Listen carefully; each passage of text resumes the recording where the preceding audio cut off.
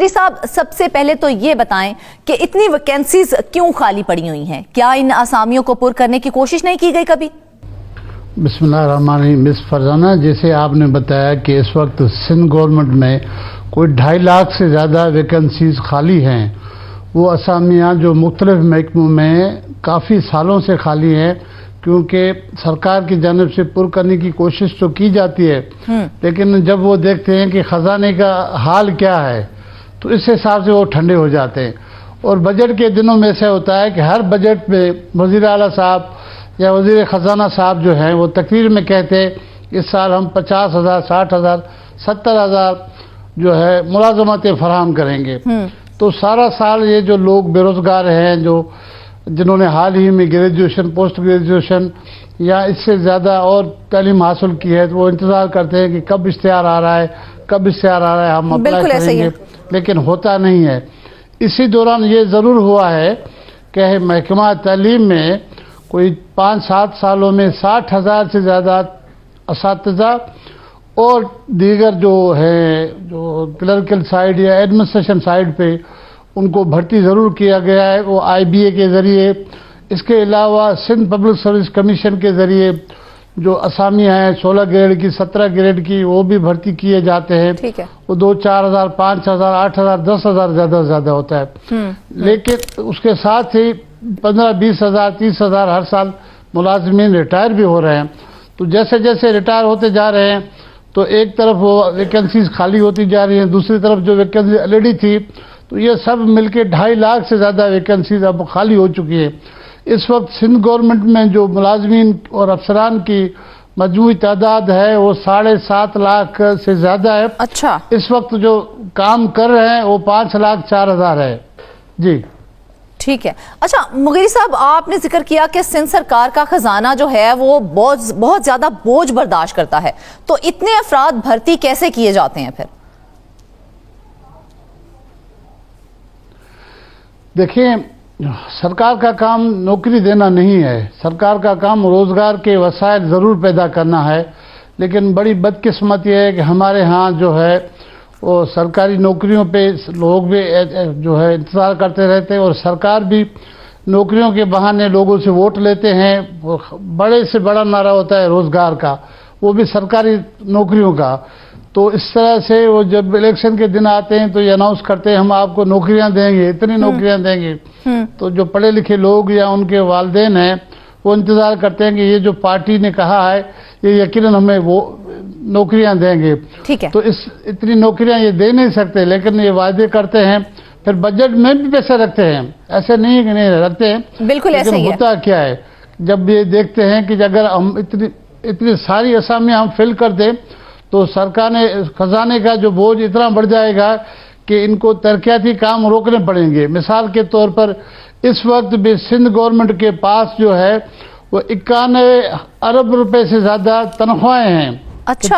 91 अरब रुपए से ज़्यादा महीने की तनख्वाह हैं और 21 अरब रुपए के करीब जो है वो है पेंशन, जो रिटायर होने वाले मुलाजमीन हैं उनके।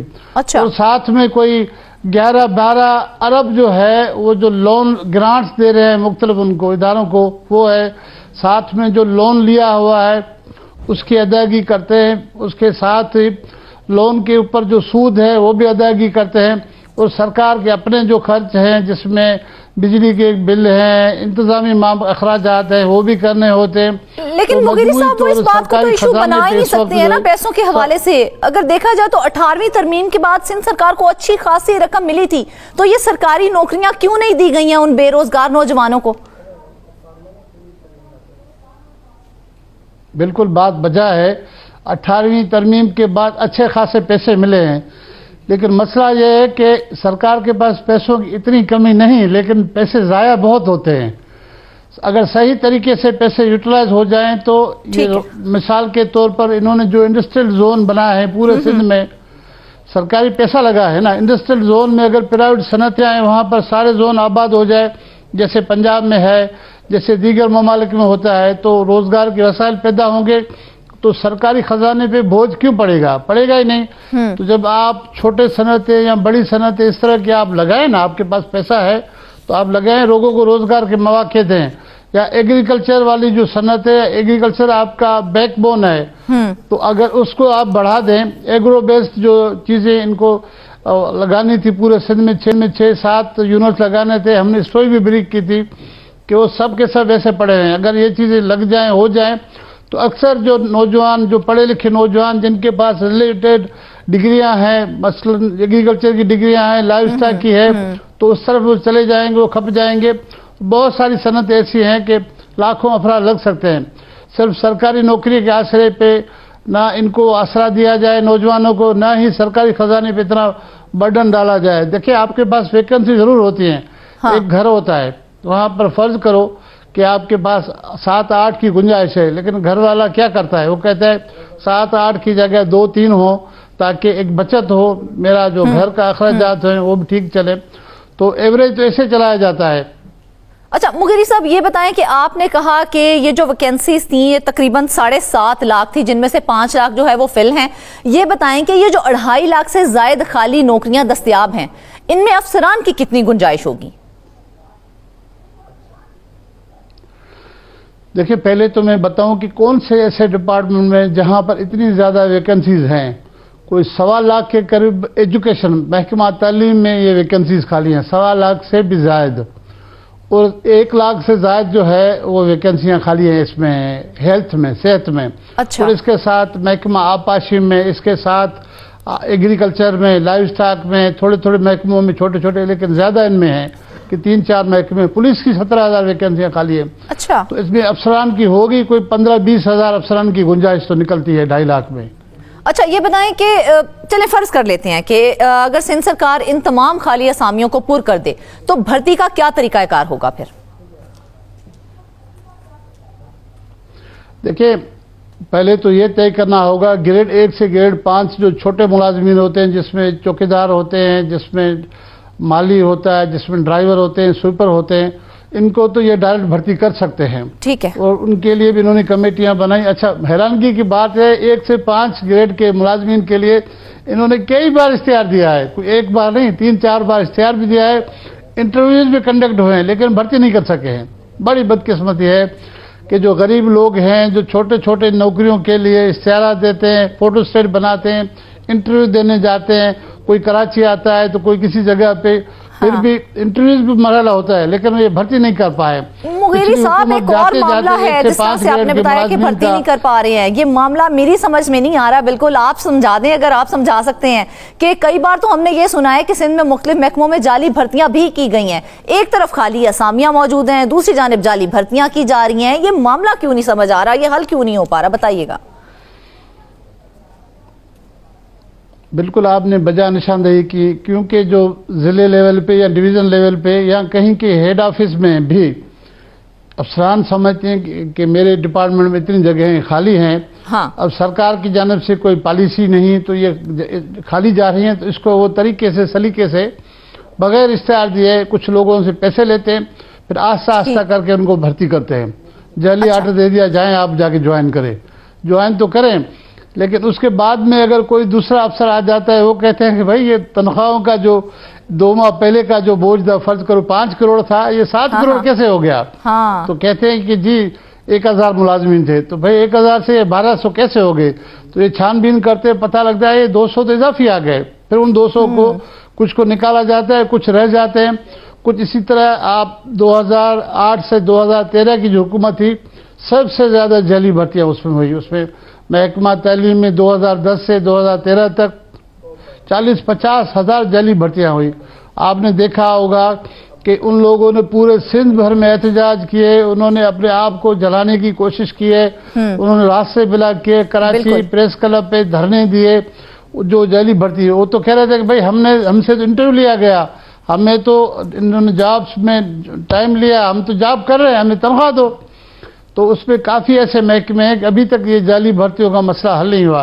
इसी तरह एक मामला तो ये है ना जो आपने हाईलाइट किया है, दूसरा मामला एक और है, ये जाली भर्तियां इसलिए तो नहीं की गई कि भर्ती का आसरा नहीं था, यानी कि भर्ती तो होनी नहीं थी, तो अफसरान ने लेन देन के एवज कुछ असामियां भरी और अपनी जेबें साथ भर ली। बिल्कुल ऐसा ही है, बिल्कुल उनको पता था कि गवर्नमेंट की कोई पॉलिसी नजर नहीं आ रही है और वैकेंसीज भी खाली हैं, तो बिस्मिल्लाह करके थोड़ा माल उनसे ले लें, कुछ जो है नीचे वाले रखें, कुछ ऊपर वाले रखें, ऐसे करके उन्होंने चलाने की कोशिश की है।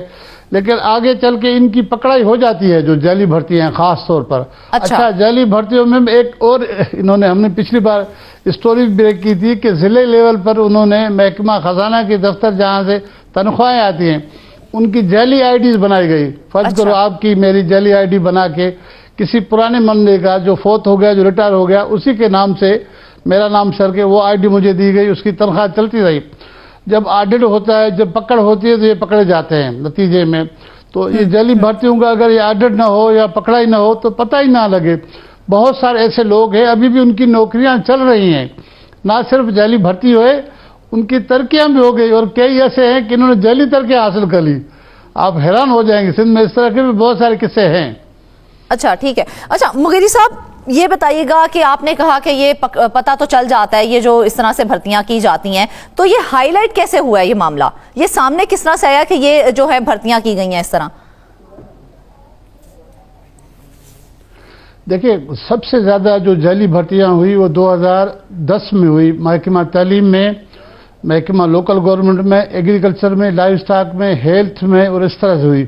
क्योंकि इन्होंने बहुत ज्यादा आर्डर निकाले ना। महकमा तालीम में फर्ज करो कि यहाँ पर गुंजाइश थी 200 की, इन्होंने 500 भर्ती कर दी है। अच्छा। अब सिंध के शहरों में जो ये टाउन्स हैं जहाँ पर यूनियन काउंसिल हैं, वहाँ पर क्लर्कों की कितनी गुंजाइश होनी चाहिए? 4-5 होनी चाहिए। तो वहाँ 100 क्लर्क, 50 क्लर्क। अच्छा। स्वीपर की गुंजाइश है फर्ज करो 50, तो वहाँ 500 स्वीपर भर्ती कर लिए। स्वीपर भी वो ऐसे कि वो सारे सफेद पेश मेरी जैसे जो है ना, और उनके बड़े वास्कोट पहन के आते हैं कि भाई स्वीपर है, झाड़ू लगाओ। वो कहते हम तो झाड़ू नहीं लगाएंगे। ठीक है भाई, आपकी डेजिग्नेशन है झाड़ू लगाने की तो नहीं। बीच में इस तरह भी हुआ है, उस वक्त तो आपने बड़ी खुशी खुशी कबूल की होगी कि ठीक है जी हमें भर्ती करते हैं ऐसे, बाद में आप ये काम करते हुए घबराते हैं कि जी हम तो नहीं कर सकते, हम तो बाबू लोग हैं। बहुत ऐसे हुआ कि बहुत सारे लोगों ने जाके चेयरमैनों ने उनको कहा कि ये झाड़ू पकड़े, ये झाड़ू लगाए। कुछ को कहा ये डंडा है, ये गटर में अंदर चले जाओ, साफ करके थे।